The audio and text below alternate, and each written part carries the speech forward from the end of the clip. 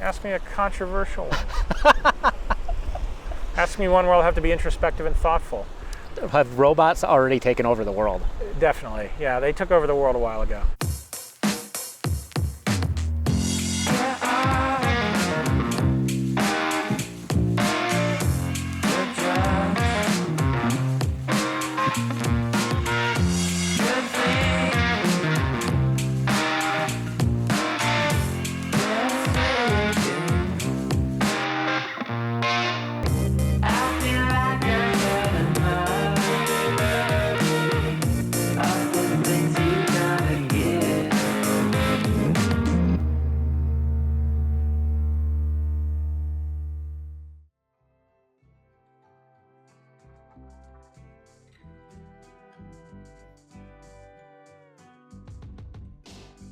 Our next stop in Boulder, we take a walk with Brad Feld of the Foundry Group.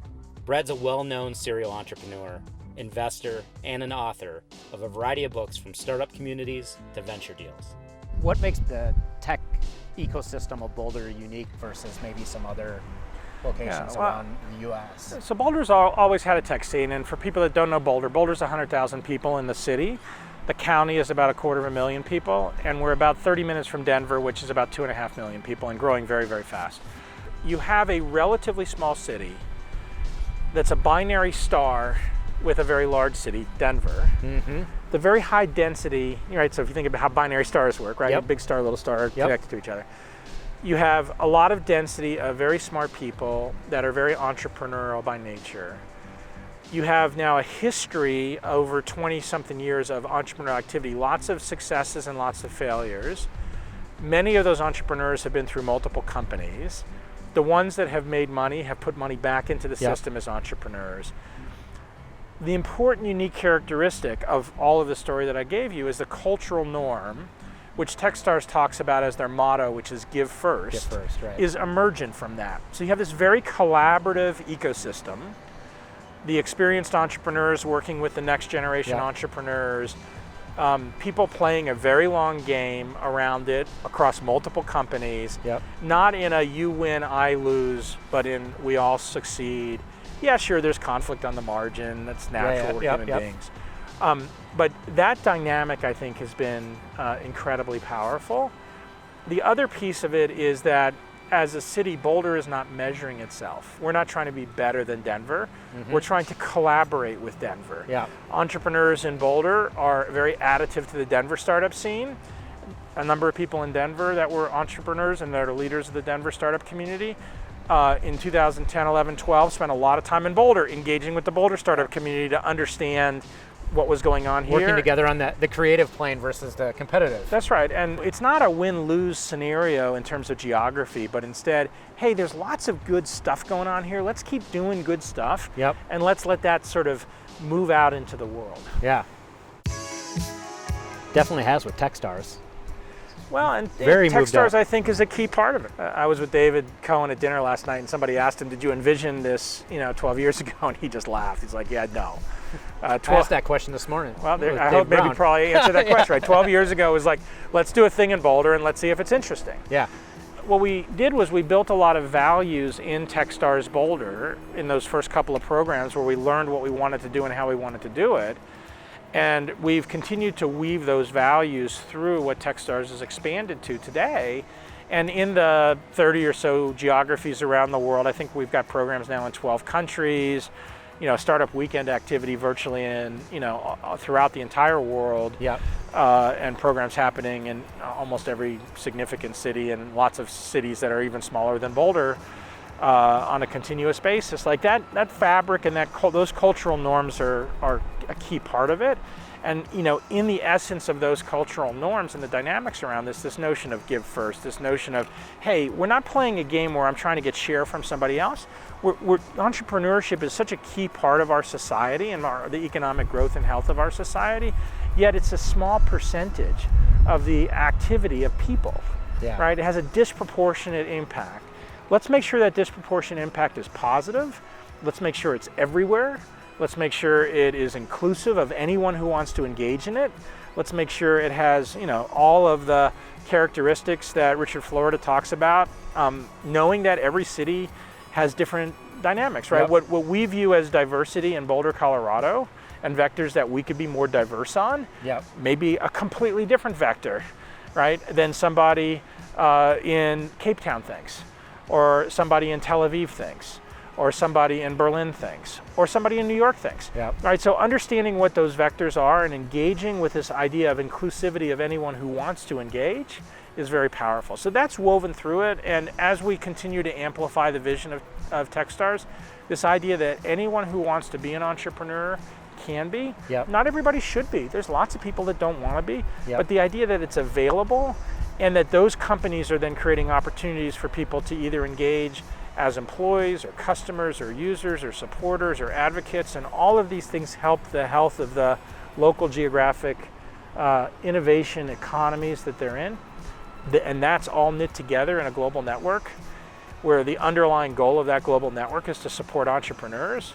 Like, no, we didn't think of that on day one in 2006. Tell me a little bit about Foundry, kind of where you're at right now. Yeah, Foundry is just continuing to do what we've done for a long time, which is, we invest early in tech companies. We have a set of themes Yes. that we view as 30-year investing opportunities. Examples of themes would include human-computer interaction, the premise that the way that humans and computers interact is going to change radically over the next 30 years. Yep. And it's important for people to realize we started Foundry in 2007. That was the same year the iPhone came out. So just the amount of change in the way we interact with technology over the last 12 years has been remarkable. And now how technology is going to interact with us, right? That's right.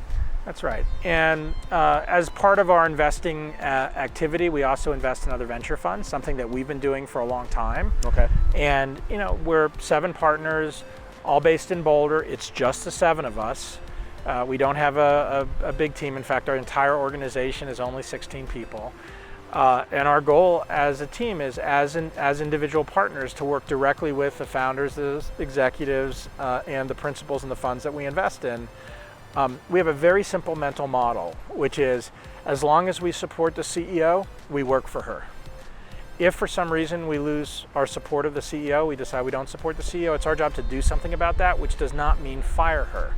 It means work on trying to get back to a place where we support her. And there are a few cases where we eventually have to replace the CEO. Yeah. But generally, we want our position to be that we're an extended part of the leadership team of the company, rather than either we're a governance of the company, Yep. Or the company works for us. Yep. So that's a very simple mental model that we use across all of the things we do. What do you think is the biggest obstacle or challenge that you see good founder CEOs challenged with? I think for a founder CEO, especially a first-time founder CEO, it's so powerful to get people involved that can be helpful and additive.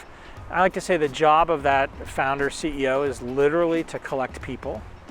And that's not the only thing the person should be doing, but they should be collecting people on the mentor side, on the peer side, on the investor side, on the employee side, on the client customer side, right? Yeah. And it's so hard a lot of times for that founding CEO, especially if it's a product-facing founder, somebody Yes. who's deep in the product, to understand the importance. It's not networking. You're not going around trying to build a network. It's literally you're trying to get people on your mission with you. Yep. In lots of different ways, and understanding the power of that, and understanding we're on the mission, those people can really be additive, and also being able to understand when somebody Yep. can't be additive. Yep. There's lots of very, very smart and capable people that are the wrong fit, Yep. right? And it could be wrong person, right seat, Yep. but oftentimes it's wrong person, wrong seat. Yep. But you don't realize that yet because Yeah. it's a charismatic person, or it's an experienced Yep. person, or you haven't met lots of people, so you don't have perspective. Your perspective's different. Yep. Understanding how important that is, and getting good at that, and making that part of what you're getting great at as a founder. The other is a mistake I think a lot of entrepreneurs make in general, regardless of their experience. We focus on founders who are obsessed about what they're doing, not founders who are passionate about what they're doing. It's super easy to fake passion. Mm-hmm. This idea of passion, like, yeah, I kind of hope everybody that works on something that they care about is passionate about it. Yeah. That's different than obsession. Were you placed on planet Earth to do this? And if you weren't, why are you spending your precious time on planet Earth doing this? And it's not continuous. Like we all are humans. We go through phases where, whether Yep. we struggle with, depression, or we get distracted, or life changes, or our priorities change. That's normal. But in that moment, as a founder, are you working on the thing that you were put on this earth to do? And I think very few founders think about that, but instead, especially when entrepreneurship becomes trendy, I got to start a company. Well, to do what? Oh, it doesn't matter, I just got to start a company. Yeah. Or if you're... That's how I started my first company. That's right. I just wanted to start a company. You wanted to have your own business. So That's the reason I sold it too, is that wasn't a passion of mine. I just wanted to start a company. It wasn't an obsession of yours. Not at all. That's right. So Actually, I didn't even enjoy doing it. It was cleaning. well, there you go. It's like, But so, those are all additive experiences, though, Yeah. because you went through that process and you said, okay, well, what do I want to spend my time on? And even the conversation we had earlier today about how you're seeing, now that you're in LA, the shift of your focus from just executive recruiting Yep. to really, helping venture-backed CEOs and founders plan what they're doing. And of Yep. course, recruiting's a piece of that, but Yep. that's not, like, even how you recast how you think about doing is shifting towards what turns you on, what you want to spend your Yeah. time on, why, you provide relevance. And I think founders, many great founders do that, and the founders that aren't great don't do enough of that.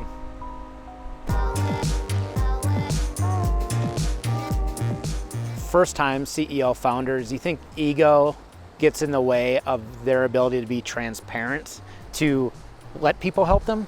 Oh, it can. I'm not sure ego's the primary blocker, and I think ego is one where people have a whole range of how their ego gets expressed. We all have an ego. It Yes, gets we all have an expressed ego. in lots of different ways. I think Just the idea, I was thinking a lot, the fake it before you make it. Yeah, well, what I was going to say is Ryan Holiday has a great book called Ego is the Enemy, and it's worth reading in the context of how ego gets in one's way. But to your comment about asking for help or transparency or communication or being clear, it's that introspective nature. If you have an introspective nature and you're willing to look inside yourself at what you do, and you're open to feedback and criticism from other people, that puts you in a very powerful place. If you're not introspective, if you're not real with yourself, if you're not willing to dig and try to understand what's going on, and if you're not open to feedback from other people, or you're open to it but you don't hear it, right? There's lots of people who receive feedback, Yeah. and you think they're hearing you, but they're not hearing a word, right? And they're not doing this, Yep. and they may be making great eye contact and good body language, but they're not hearing it. And you can see that play out in their behavior. The really extreme version of it comes from investment banking, which is the phrase grin fucking. I've heard asshole the other day. Asshole is a good one. I mean, grin fucking is a great thing. It's like the person nods and smiles and then does exactly the opposite of what you just agreed to do. So I think sometimes I see that happening when someone, they're trying to confirm their thought. Like they have an idea, they know, like, this. I think this is right, I really believe this. And then they go to someone and they're like, what do you think? And they're like waiting for them to say this, but they don't say it. And they're like, well, that's a person who's not listening, right? So Right, why yeah. did you ask me for my opinion if you were looking for confirmation of yours? Now, my opinion or whatever feedback I give you is just data. And so there's nothing wrong with you deciding to do something different. yeah, But communicating, yeah, that's really insightful. Thanks a bunch for that information. That really helped me through my thought process. And then doing something completely different is different than saying, okay, I appreciate your thoughts. I'm not sure they don't fit with how I'm thinking about it, but it's good data for me to sort of ponder what I'm going to do. Mm-hmm. That's a real response. Yeah, that's a right. real So that's a response. person being introspective and saying, okay, you have a different point of view than me. I'm gonna decide that my point of view is the right one. Yours is not what I want to pursue.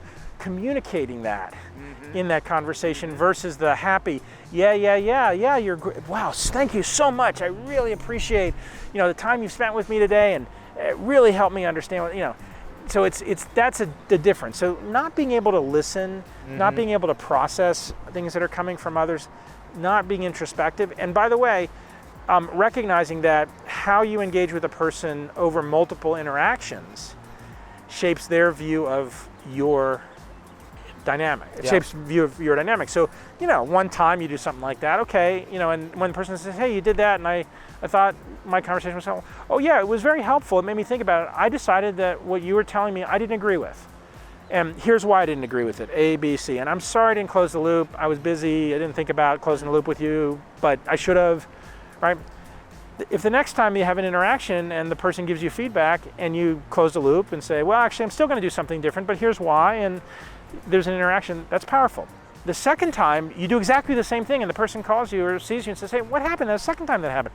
Oh, I'm really sorry, I meant to close the loop. You know, it's like, that person's full of shit. Like, they don't want to deal with the fact that we disagree or have a different frame of reference or my perspective is different. So it's, you know, especially when you're dealing with mentors, investors, you know, people who, you know, whether it's a power position or an experience position, or you're just looking for something, recognize that the goal is to build an engaged relationship. And I underscore the word relationship rather than a transactional dynamic where it's like, hey, thank you so much, check, I got feedback from a mentor, now I can go do this. Have machines taken over the world? Yes. When did this happen? I think machines probably took over the world around a decade ago. It's really important to understand, and machines for me are both the physical machine but also the software. Okay? So it's sort of a combination of this. It's non-humans.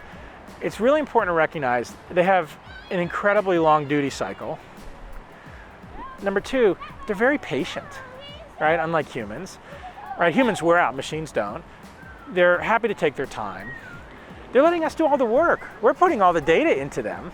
Why should they have to like figure out how to do all that? And they're being calm about it. Like if all of a sudden the machines rose up and started grabbing all the data, we'd freak out, right? It's a lot easier for them to just be calm and quiet about it. And I gave a talk at a defrag or glue conference, I can't remember which one, that a guy named Eric Norland runs here in Boulder each year. And I talked about the difference between machine-enhanced people or people-enhanced machines, right? Which is going to happen, and the answer is yes. Yes. Right? And if you think about it, as humans, we've been enhanced for a long time. Pacemakers, artificial knees, and it's just getting more and more sophisticated, that level of interaction or linkage between humans and computers. You know, is Google now an extension of our brains? Right? I was with my 80-year-old dad over the weekend. We do a father-son trip every year. And we were together and, you know, we were talking about something and neither one of us could remember what happened. And I said, hang on. And I looked up on Wikipedia something and I told him the answer. He's like, you know, when I was a kid, you know how I would have found that information out? I'm like, well, A, you probably wouldn't have. Or somebody would have made something up that was wrong. Or if you really wanted it, you would have had to go to the library and the chance of you finding that information in the library was low. And he's like, yep. And I said, yeah, because Dad, when I was a kid, that's how you did stuff, right? And so just in a very short period of time, like in the last 10, 20 years, the way we as humans engage with information is so radically different than 30 years ago. And it's accelerating, not decelerating. Right? All the stuff about privacy and Facebook and all that's going on in the media today, it's all serious issues. In 2008, I gave the 20th reunion of my business school class, I gave a speech, and the title of the speech is Privacy is Dead. And my assertion was, if you think anything about what you're doing is private, you're being foolish. You should assume that everything you're doing is public. And if it happens to be private, awesome. Right? And if you look at the sort of history and evolution of even just surveillance, right? Watch The Wire, right, which was amazing, 5 years of TV. And I haven't seen it yet. It's the two best TV shows to watch are The Wire and Battlestar Galactica. The thing that's so powerful about Battlestar Galactica is it's all about all of the threads played out against the backdrop of potential extermination by the machines. Right, humanity is at risk of being exterminated, and how all those things play out against that backdrop. And the reason The Wire is so incredible is if you watch The Wire, you're like, yep, privacy's over.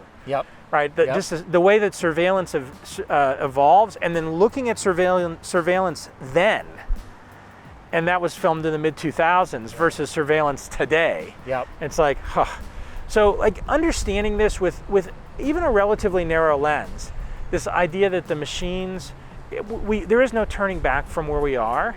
And so as a species, as human beings, it's way more in our interest to understand how to evolve in the context of this, rather than either to deny it or try to suppress it. Awesome. It's fun. Nice coming to Boulder. Fun.